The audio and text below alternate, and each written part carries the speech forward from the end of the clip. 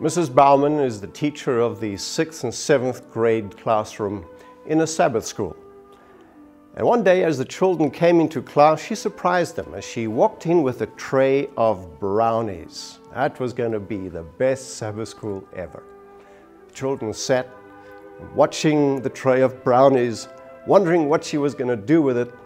And then she handed them each a sheet of paper.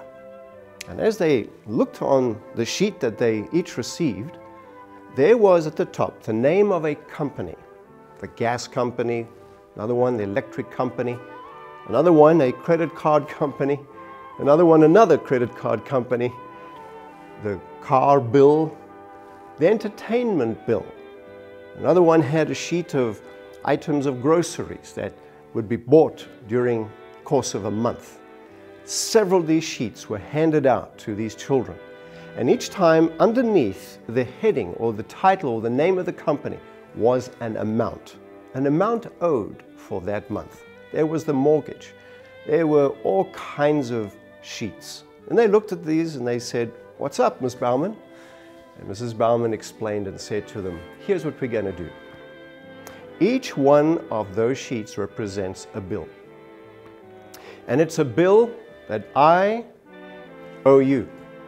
You are the company. You who hold that piece of paper, you're the CEO. And I need to pay you for what I owe you. And I'm going to pay you with money. Instead of real money, today it's going to be a brownie. And you get the brownie, and I get the bill from you. As I pay you, you give me the bill." And the kids were excited, very. And so, first of all, she called out the electric company's name. Very excitedly, Susie jumped up with her bill and came to Mrs. Bauman, handed her the bill, and Mrs. Bauman took the knife, cut her a piece of brownie, levered it out, and handed it to Susie. Susie was excited, wouldn't you think? Well, then it was Johnny's turn, and he came up with the gas company bill, and he got a brownie. The credit card company representative came, handed in the bill, got a brownie. Each one, it went from one to the other. Until finally, all the bills were paid, but there was still one young 7th grader with a sheet of paper. And the tray of brownies was empty. And Donald, holding his sheet, looked at it, and there on the top it said, God. And beneath it, 10% of your income, 1/7 of your time, 1 day in 7. And then below that, it said, and to show your love, you may give extra. Extra time in volunteering to help some needy person. Extra time in the morning to spend with me, God, to study and talk with me and to get acquainted with me. Extra time during the course of the day to just stop and talk to me.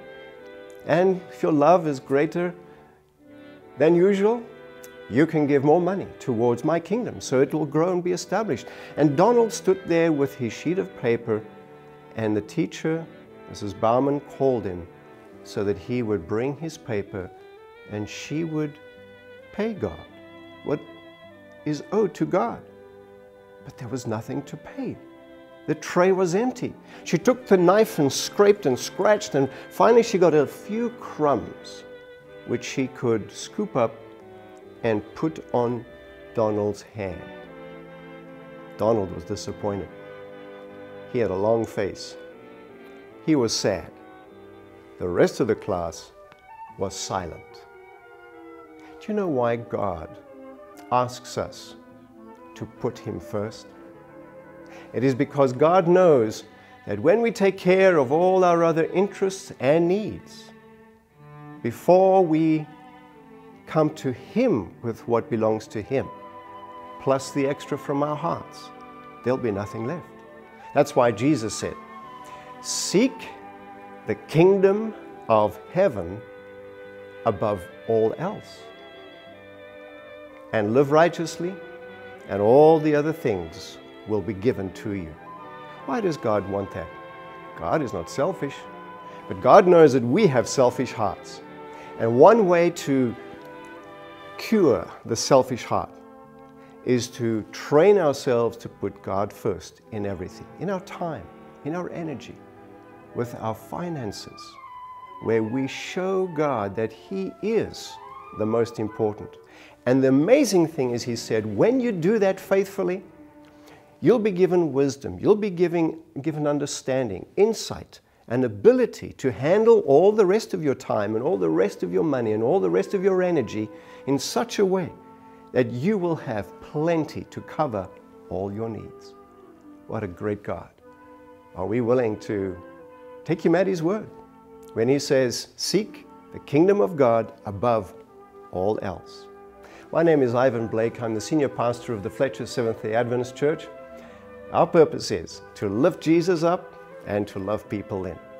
If you'd like to know more about our programs, you can go to our website, www.fletchersda.org. And remember, God first.